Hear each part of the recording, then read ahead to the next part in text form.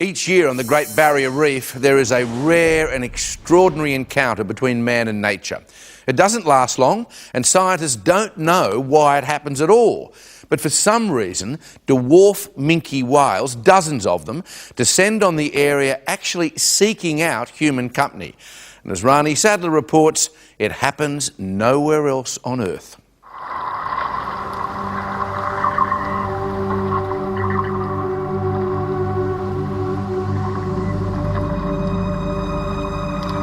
Once a year, for a few short weeks, one of the most baffling wildlife mysteries on Earth takes place off the Queensland coast.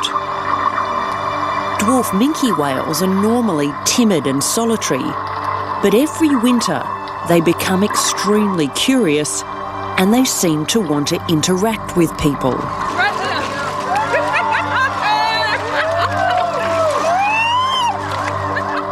It's a phenomenon that puzzles scientists. There's nothing else like this that we know of on Earth. These oceanic whales, we know so little about them because they spend virtually all their lives out in the open ocean. I mean, here we are in 2010, and there's this fantastic mystery out there for us to try and solve.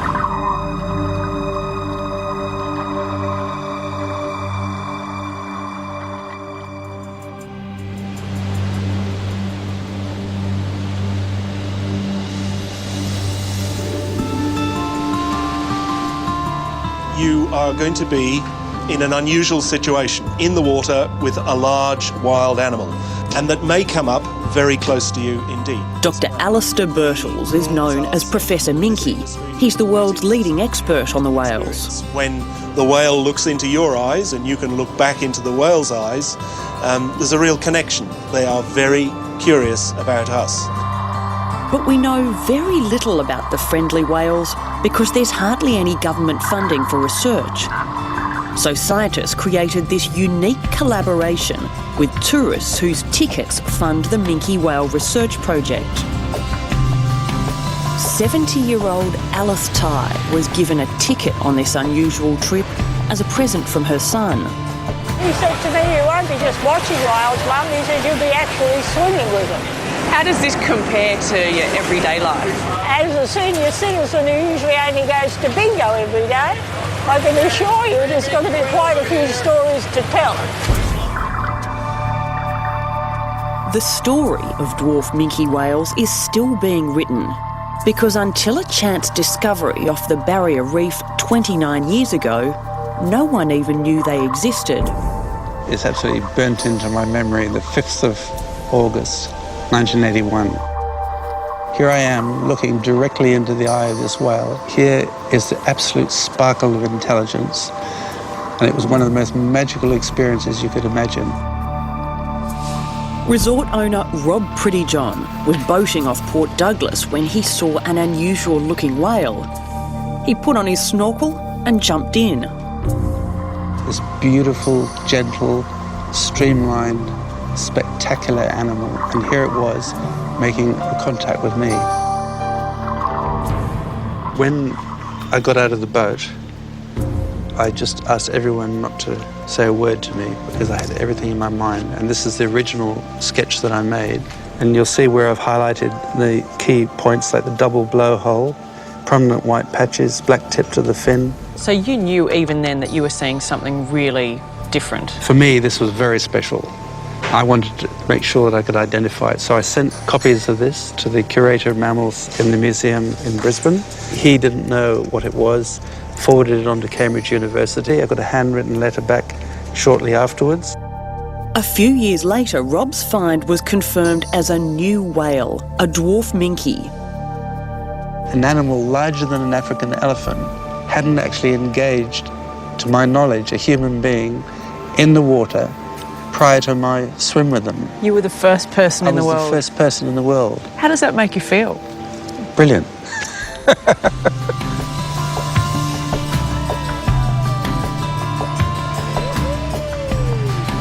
We're out here on the very edge of Australia. We're on the edge of the continental shelf, and these whales have come in from out there. They're open ocean whales. Just for these few brief weeks, they come into the Barrier Reef. And it's unique. There's nothing else like this that we know of on Earth.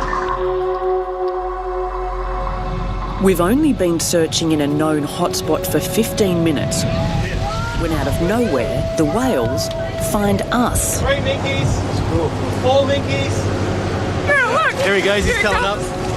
When you see that sort of white patch, it means that they're turning over in the water and you can see their belly. Marine biologist Dean Miller is also part of the research team. That's a really good sign. It sort of indicates that they're fairly comfortable with the boat. Hey, just there, right there. They're being extremely friendly, so maybe we should get in.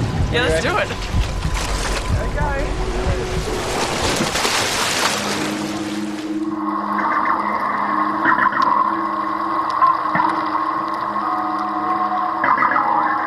They cruise by effortlessly, coming closer and closer with each pass.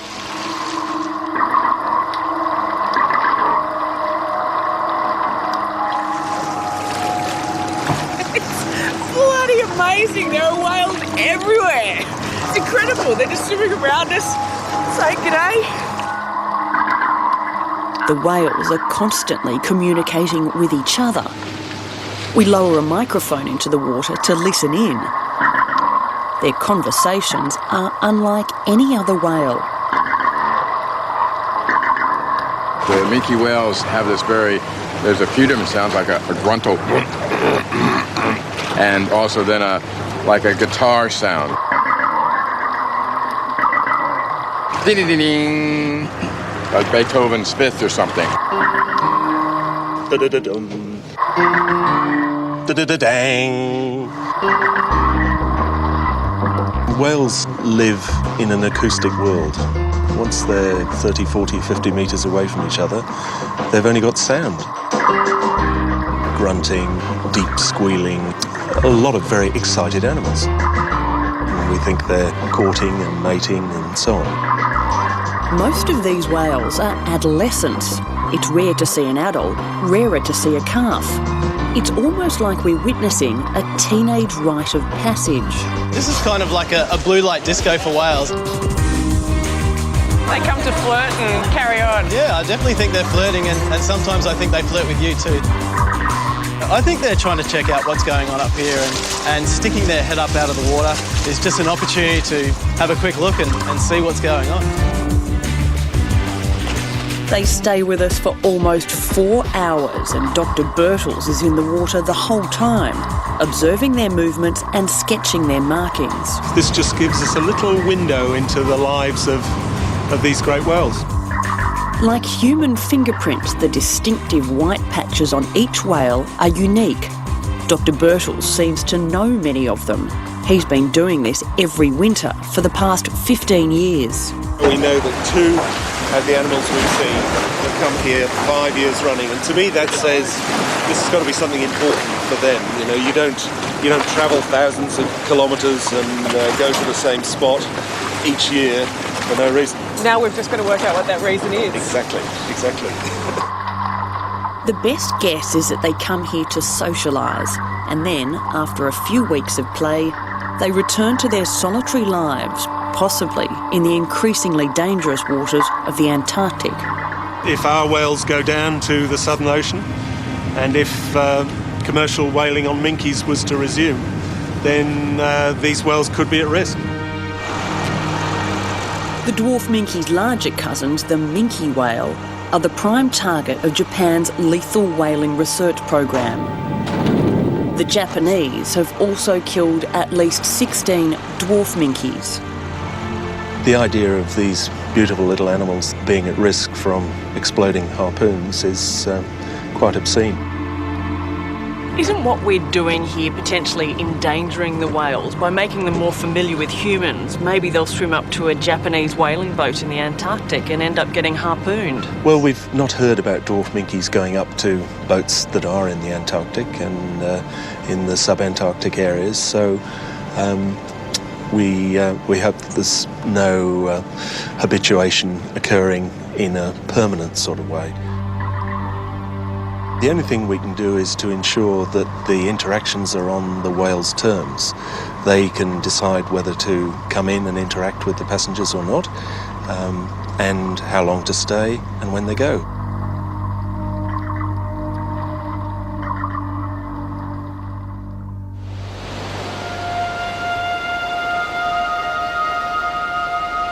It's our 4th day at sea and something remarkable is about to happen. This one's crossing over towards the stern now, coming right in towards the stern. 6 whales are circling the boat, but it's only the start. 2 there, 1 off the stern. Many more are on the way. This is a fantastic encounter. I mean, you've got 35 different whales. There are whales coming by with close approaches, very close approaches. The whales are even more playful and interested in us than on previous days. It's the perfect time for Alice to take the plunge. Alice, you've got to get in. Hop on in. Oh my gosh, it's right there. It's right behind you. Stick your head in the water, right there. Right there.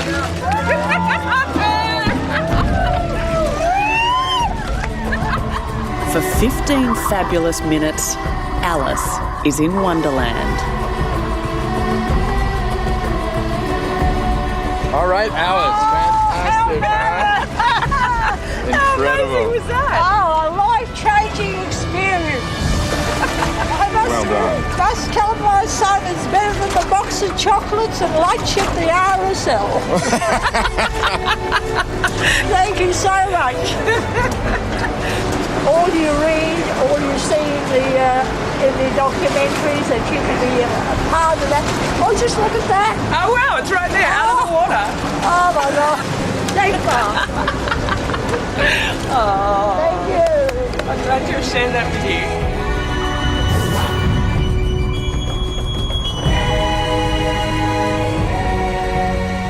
Dr. Birtles and I got in the water at about 7:30 this morning. It's now 5 to 6 at night. That's 10 and a half hours. And the whales have stayed with him all day. In fact, more and more have come all afternoon. This is the best minke whale experience on record. After 11 hours, nearly 1,000 photos and dozens of pages of notes, Dr. Birtles finally farewells the friendliest whales he's ever seen.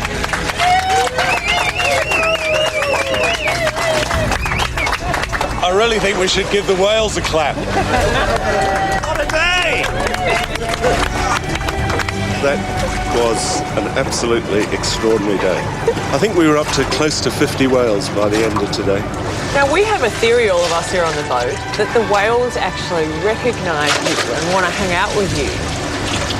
Well, it's very sweet of you to say so, but no, I think they're here for each other, looking to find playmates and get together.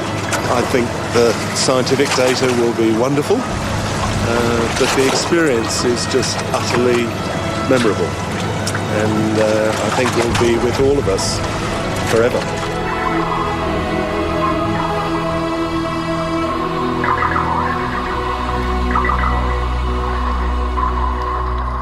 Fantastic pictures. And the name dwarf whales is probably a misnomer.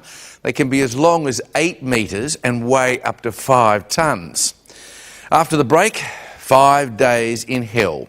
The dramatic inside account of America's shame. That all these people out of here with no home, no shelter. The assumption always was, they'll be coming. This can't last any longer. It is so pitiful and shame.